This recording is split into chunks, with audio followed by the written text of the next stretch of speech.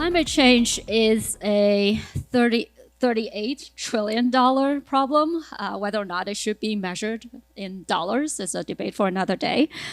But data points don't mobilize people. Scientific discoveries, stories, classrooms, and policies, they are the things that translate audacious ideas into lived experiences.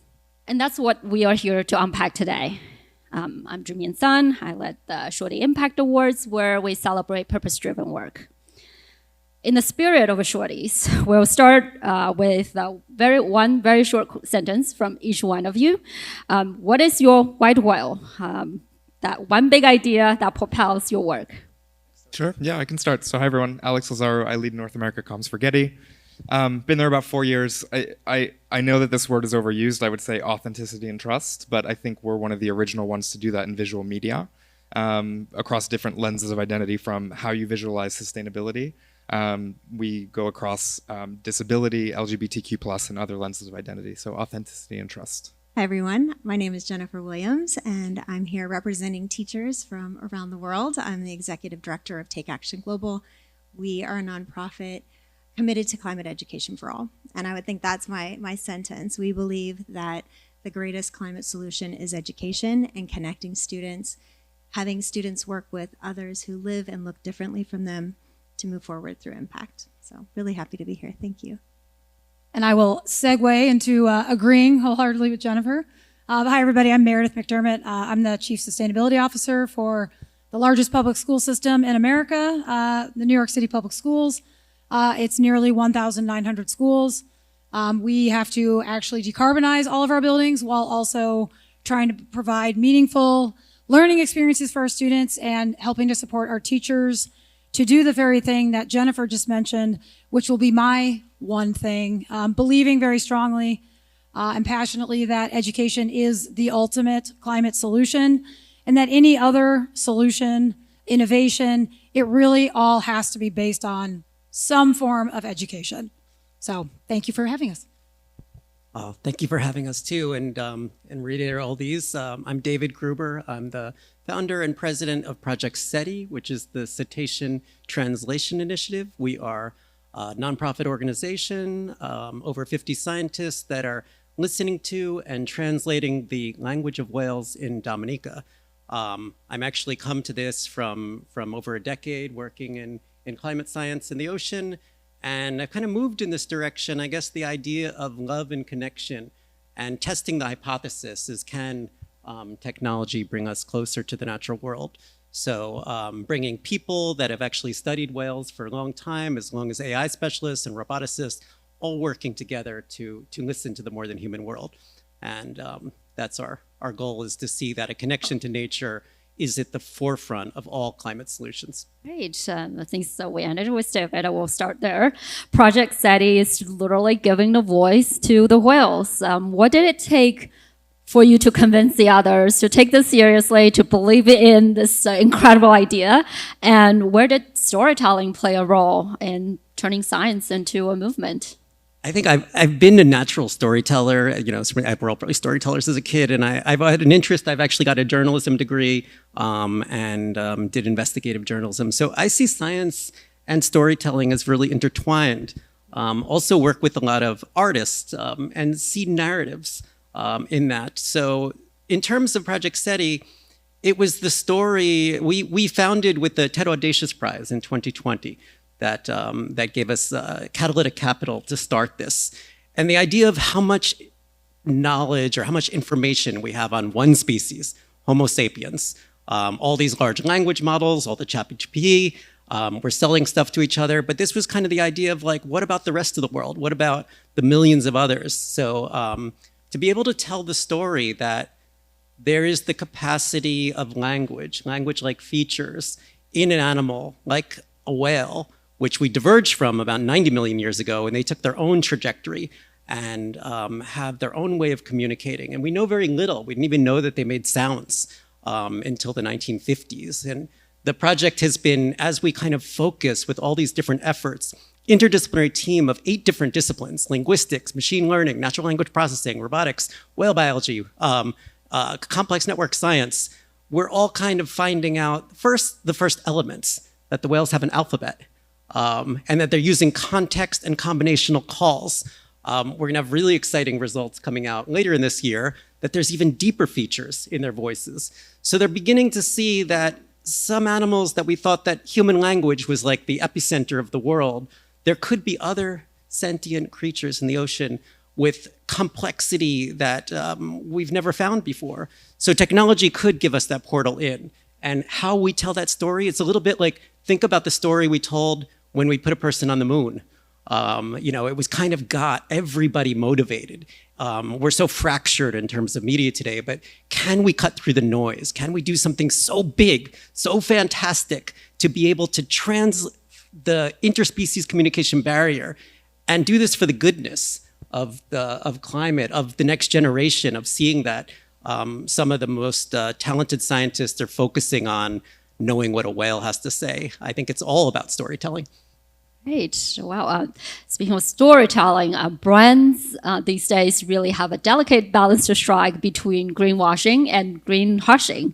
What's the most, I will start the question with Alex, what's the most important shift the brands and media need to make as to how they tell the impact stories, whether it's sustainability or responsible AI? So that their narrative is not only resonant and emotionally powerful, but also factual. Yeah, absolutely. So I'll start with sustainability, and I have a paper here because numbers at 10 o'clock in the morning on a Wednesday don't stay in my head. So Getty Images has what we call visual GPS. So being at the forefront of every brand using our platform across our editorial function and our creative stock imagery that you know, we have 500,000 customers, everybody from Fortune 500s all the way down to the startup who use our images. We have access to that search and download data. We don't share it in its entirety, but we use it as part of our research to inform how we shift the narrative with visuals. So we have different reports where we bring that together with consumer data and research, and we show where there's a gap. So for example, we'll say, here's what 99% or 95% of marketers and advertisers are downloading for media organizations when it comes to editorial, marketers and advertisers when it comes to creative imagery, and here's where it's missing the gap in what consumers are expecting. So for sustainability, I'll just spew off a couple of stats. So 81% of consumers want visuals that show how the environment is being affected. So that's realistic, transparent imagery that doesn't shy away from the challenges. So show the work in progress, not just the end result. And I think a lot of companies where we have a lot of these aspirational climate goals, we tend to show the aspirational, but people want to see where the progress is actually being made. Balance eco-anxiety with eco-optimism. So 78% want to see how things are improving, whether through innovation, policy, or individual action. And then tech's green potential. So 83% believe that AI can help address climate change. That said, only 41% see AI as energy efficient. So we have a lot to do to actually make the technology more energy efficient as part of the solution. When it comes to AI, we're very deep in the space. When it comes to visual media, we're pushing a lot when it comes to responsible AI tools. There are a lot of tools out there that scrape the web, where you can go and you can, generate a picture of Taylor Swift on a boat talking to a talking whale. And yeah, exactly. And so we do a lot. We built a tool in a silo where we see the power of AI as a storytelling tool, but we also see the dangers of it. So we built it in a silo where it's only fully licensed creative imagery. Our tool lives in a world where Taylor Swift doesn't exist, where it doesn't know what Nike is. Sure, you can go in and you can try and generate through prompting something that looks like an individual or a product, but we do our best to inform and educate brands and marketers who are already weary of using these tools. They're excited by it, but we try to minimize as much risk as possible to them. Another important fact, and I'll let the rest of the group progress, but is creator protection. So how do you ensure that in this world of AI, where it's taking up so much of the storytelling, not only informing people what's real and what's not from an audience perspective, but also how are you making a sustainable creator economy so that 10 years down the road, these LLMs, these large language models that these AI tools are being trained on, actually have new and fresh creative content that they're being trained on that reflect the real world. Imagine if we had generative AI in 2020 and you asked it to generate a marketing image of COVID-19, it wouldn't know what to do and it wouldn't reflect reality. These LLMs aren't constantly trained on a daily basis. It's monthly, annually. It's getting faster. But how do you ensure that authenticity is part of that? Great. Jennifer, you work with teachers and students around the world. How do you translate the narratives into learning experiences that would inspire the next generation's actions? How do you measure and communicate the success beyond test scores? Well, maybe I'll start with our origin story and our multiplier effect of how we became, and then I'll dive into your 3 questions. But we were a team of just a couple educators coming out of K-12 education, and we really believed in the power of connecting students from around the world. So in 2014, that was not necessarily the most popular topic in schools. There was a lot of emphasis on implementation of technology. So we were kind of using that to start to get in to have these conversations around building competencies and building global citizens. Around the same time, the UN came out with, we moved from the Millennium Development Goals to the Sustainable Development Goals, saw those goals, and something about them, the colors, the icons, really captured teachers' attention. And so, interestingly, we sent out a tweet and the UN responded and said, we're also interested in finding ways that we can bring teachers and students into this conversation. So 4 educators come to New York City at the UN, sitting at a table where we're with people looking at us going, what's the next step? How do we move forward? And at that moment, we're like, we're just teachers.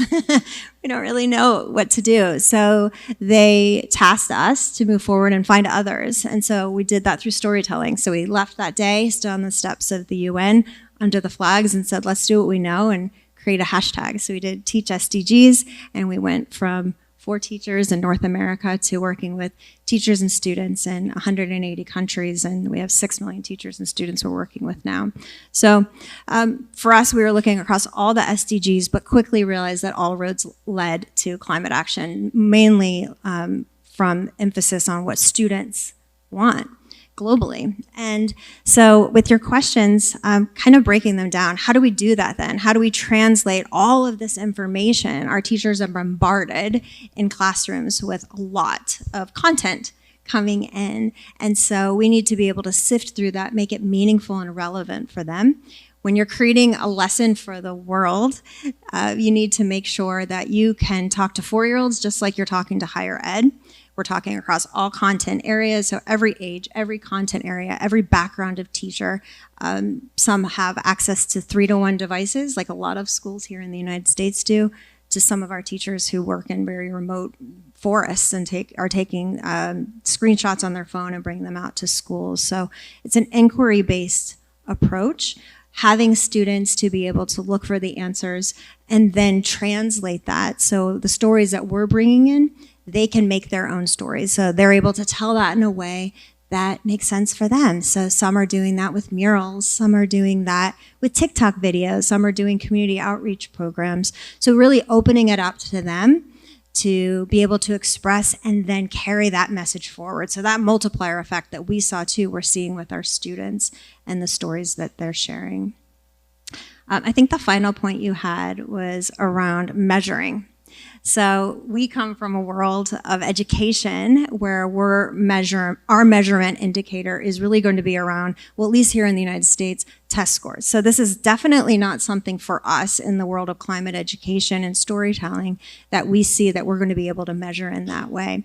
So we're looking at different measurements. The world I live in, we're sitting kind of in a Venn diagram of climate and education. Climate on one side, so we're working with climate scientists and we're measuring carbon. So we have an app that we created so our students are able to track daily activities. So we're able to give those indicators to scientists who care about that as their measurement.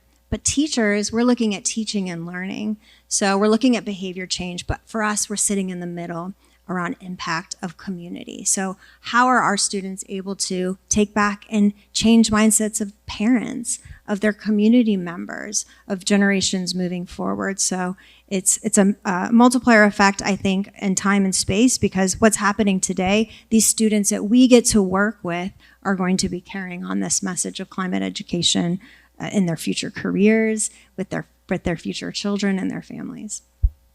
Great, Meredith. You oversee sustainability for the nation's largest public school system. How do you cut through the inertia and separating the great ideas and powerful stories that drive meaningful impact from the ones that are just great headlines? Thank you for the question. As you can imagine, it's a lot of inertia. Definitely a lot of hurdles. Systems are not necessarily built for the type of work that we're doing, which is really kind of transcending barriers. It's kind of crossing lines. It's kind of very inter and multidisciplinary. It requires a whole lot of people, and you really can't ignore any single one of them, right? So one thing that I always try to remind myself, my team, anyone that we work with is, at the end of the day, this is not about sustainability, or this is not the Meredith show. Every single thing that we are trying to do, we always have to absolutely have at the center of all of it be, is this going to help our students? What is the outcome for students? So if every single idea is tied to some outcome for students and their well-being, then we can make the rest of it make sense. However, if that's not part of the plan, then those are just things that we can't do. Quite simply, our stakeholders, our primary stakeholders are our students. It's not only supporting a healthy and safe learning environment for them, but it's also having them being able to go to a place that also brings them joy on a daily basis. I believe it's something that has been lost in a lot of our kids' lives these days because there's so many things going on.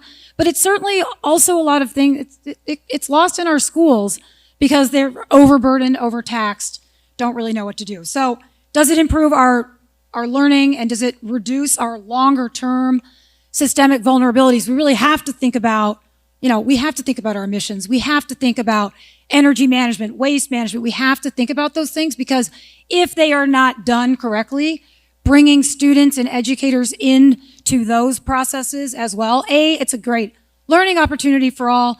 It's a great way to take civic action, but you're also contributing to an improved, more resilient community. And in New York City, especially, that's super important. We're packed in here pretty tightly. We have to make sure that this stuff makes sense to scale. And again, as you can imagine, it's very hard to scale things in our organization. That's why we have to focus on systematizing, not being in a never-ending wheel of just piloting one little thing here. Maybe it's a great project over there. But unless they are tying back to student outcomes, and unless we're really linking these things to, compliance, to mandates, they're really only going to be maybe, super sexy and cool one-offs that might have some sizzle and draw some attention. However, they're not transforming any systems. Quite frankly, we don't really have a lot of time to spend on those types of things. We have to partner with those inside of our organization, as you can imagine, facilities, teachers, school leadership, wellness, health, food service, unions, but most importantly, students. We do a lot of youth leadership, but really the best way to kind of get past the inertia is for us to highlight the things that our schools are already doing. How are students learning from each other? How have they started to lead each other in climate action? And how are teachers doing that too? We have groups of teachers leading other teachers in professional learning around climate education. So the more we can highlight the examples of and amplify that, the more we're really cutting through it and we're actually showing what can be scalable. Hey, thank you for mentioning partnerships. Partnerships are often where the moonshots either stall or scale, right? Let's start with David. When you see market or policy adapting or connecting to science, what is the one unexpected or really innovative collaboration that had really accelerated your work? I think the collaboration is the fact that we're mixing worlds. We're mixing the worlds of environmental science and people that love animals with AI, and with the field of people that are deeply into artificial intelligence. So these kind of uncomfortable spaces, right, are places where I think you could have the most kind of interesting thing, because nobody wakes up in the morning and it's like, oh, I want to, especially a kid being born, they don't want to be like, oh, I'm gonna make a big mess of the climate. Like, everybody's kind of wants to do good. So I think approaching this from a place of kind of love and interest, and we've been able to like bring a lot of folks from the AI community, and like even they're kind of bored at their job at Google or something like that, but they'll want to spend like one day a week working with us and getting inspired and feeling that their brain is going towards something that's helping the world. So I think that's been really interesting. We brought policy people in. We have NYU More Than Human Life that have now kind of joined in, and they're doing the policy component where they're already like 5 years in the future. Like, suppose we could translate a whale and they have language, how would that affect the legal landscape? So they're kind of like futuristic living. And anyway, I just want to reiterate all the things that our guests have said here too. Like, education is so important, and it's also so important. Like, kids have been one of the best audiences for us because like they get it. They're so don't want to hear about just carbon. They want to hear about something amazing. They want to be inspired. So, and education is really at the heart of all this. So, thank you. Great. Alex, you sat at the intersection of brands, media, and culture. How can technology and storytelling create a partnership that reaches far beyond what a single organization can achieve on its own? Oh, absolutely. And I'll be quick on this one. I see we're at time, and I want to make sure that everybody has a chance to speak. But inspiration stuck with me about what I'm about to say. So not climate related, but our whole job is to find untold stories around the world that we can help preserve for future generations. So we work a lot with HBCUs, historically black colleges and universities around the U.S. And essentially, we have gone in there. We have given them each grants in partnership with Epson, with Ancestry.com. And we go in there, we allow that we go into their physical archives. They have traditionally haven't had the technologies to actually digitize their archives. And so a lot of these are, a lot of the images that they have are actually out there in the elements. They're half the time they're a little bit eroded. So we go in there, we help preserve it. We find untold stories, and it's not only the stories of the universities themselves, but the history of the communities that the universities sit in.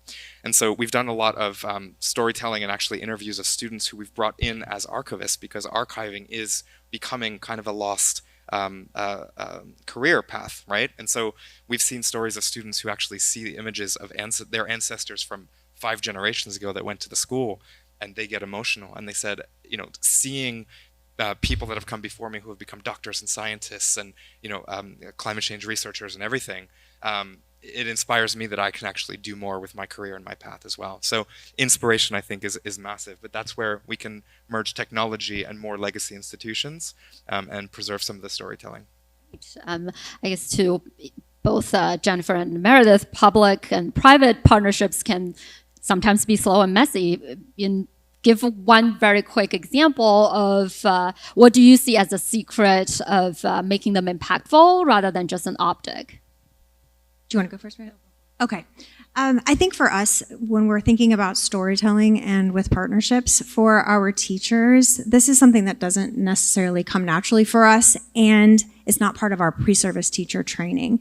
So really having our assumptions challenged and understanding that there are ways that we can get these stories out of classrooms, out to the world. And so when we're talking to our teachers, we are talking to them much like other industries are, saying, all right, let's get a media kit for you. Let's find ways to connect you with local press. How will this story translate to your local community?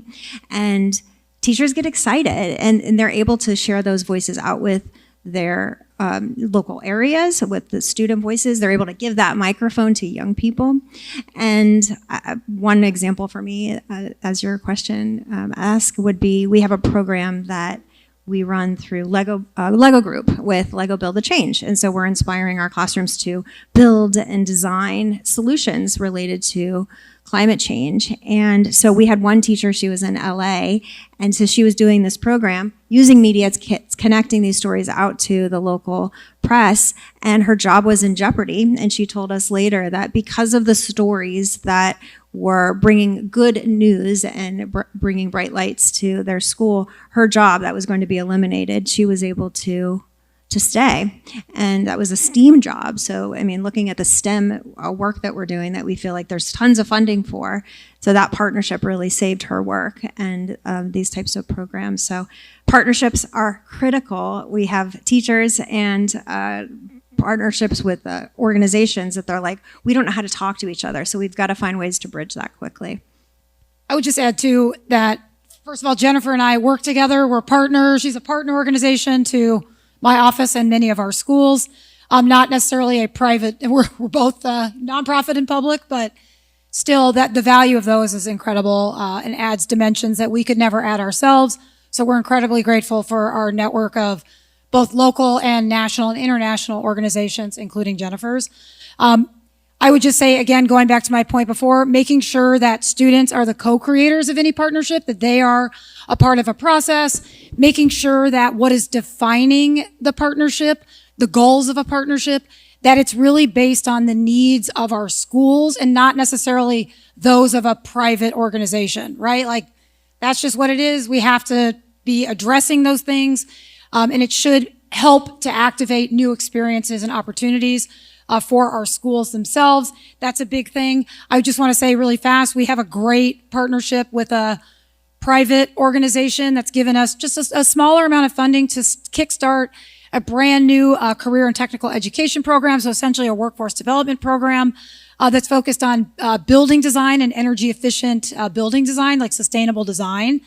We're starting kind of small, but the goal is for it to go big.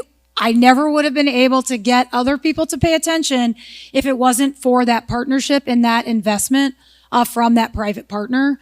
So again, we're going to make it a transformative thing for as many high school kids as we can throughout the city. So I think that's always the goal. Great. That's a perfect way to end this. We're at time, and I invite you all in the audience. Thank you so much for being here, and to please come forward if you can partner in turning some of these moonshots into movements.